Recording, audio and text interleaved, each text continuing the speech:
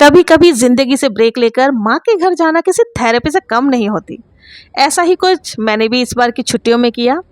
अपने जिम्मेदारियों को साइड में रखकर निकल पड़ी अपनी माँ के घर।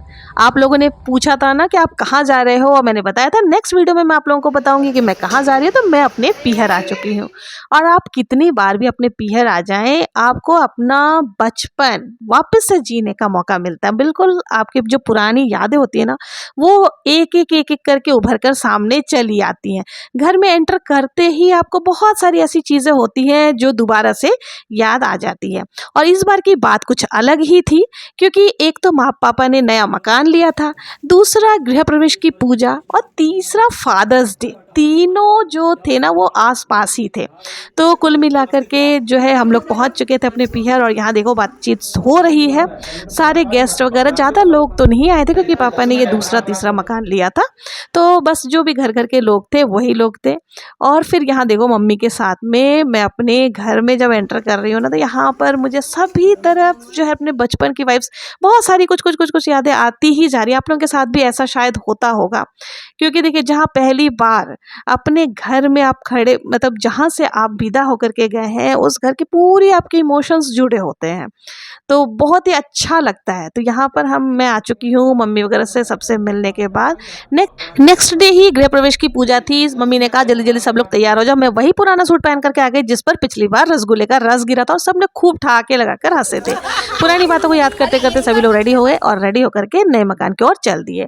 पापा का नया घर देखकर दिल भर आया। वो हल्की सी पूजा की धूप, मम्मी की मुस्कान और पापा के चेहरे की खुशी बहुत ही अच्छा लग रहा था। इस उम्र में इस पड़ाव पर आकर के नया मकान, दुकान आदि लेना बहुत अच्छा लगता है।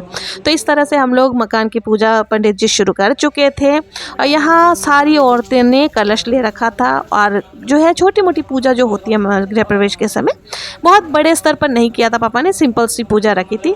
तो हम लोग सभी घर के अंदर एंटर कर गए। यहाँ आप देख सकते हो कि मम्मी पापा कितने ज़्यादा हैप्पी हैं, और सारे रिलेटिव्स जो हमारे आसपास के हैं वो सारे आ रखे थे।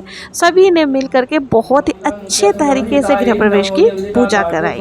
और हमारे देखिए यहाँ पे बहुत सारे मामा के लड़के वगैरह थे, मामा आदि थे, मेरी बुआ आदि थी, बहुत सारे लोग थे, मासी थी, नानी थी, सभी लोग पूजा में आ रखे थे। और सब जब एक साथ मिलकर पंडित जी ने मंत्र बोलना शुरू किया ना, तो इतनी पॉजिटिव वाइब्स गूंज रही थी। मतलब कुल मिलाकर बहुत ही अच्छा लग रहा था।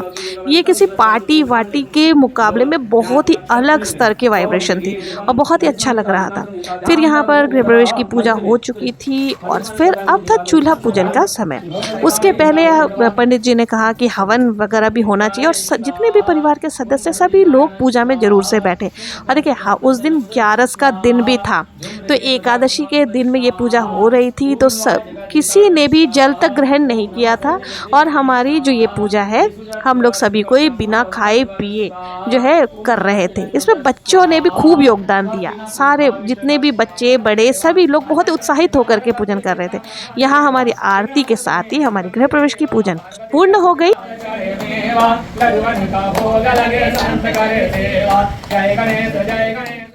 अब बारी थी चूल्हा पूजन की। तो यहाँ पर मम्मी ने गैस स्टोव ऑन किया, और उसमें दूध बॉईल करके बहुत ही खुशबूमय खीर बनाई। अब मम्मी के हाथ का खीर किसको नहीं पसंद है, लेकिन उस दिन 11 था, इसलिए बहुत सारे लोगों ने खीर का प्रसाद नहीं खाया। तो हमने नेक्स्ट डे खीर का प्रसाद वितरित किया था।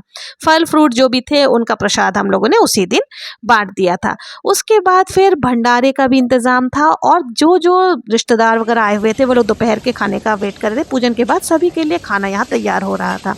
तो यहाँ पर मैंने भी सब्जी आदि बन रहे थे, दाल बन चुकी थी, एक सब्जी तैयार हो चुकी थी। तो मैंने भी सब्जी में हाथ लगा दिया कि थोड़ी तारीफ मुझे भी मिल जाए। तारीफ किसको नहीं पसंद है। ये देखकर सभी लोग यहाँ पर हंसने लग गए थे। उसके बाद फिर शाम के समय जो फ्लैट वाले थे और आसपास के जो लोग थे और जो भी रिलेटिव्स आए हुए थे, उन लोगों के लिए एक छोटी सी पार्टी रखी गई थी, और भंडारे का भी इंतजाम था। तो भंडारे का खाना भेज दिया गया था। और यहाँ पर देखिए, जब भी भोजन आदि बनता है ना, उसका पहले पूजन किया जाता है। कोई भी भोजन उसके बाद ही उसको सर्व किया जाता है। तो यहाँ मम्मी पूजन कर रही है। तो पूजा करने के बाद ही जो है भंडारे का खाना भिजवा दिया गया था, और घर का खाना शुरू हो गया था।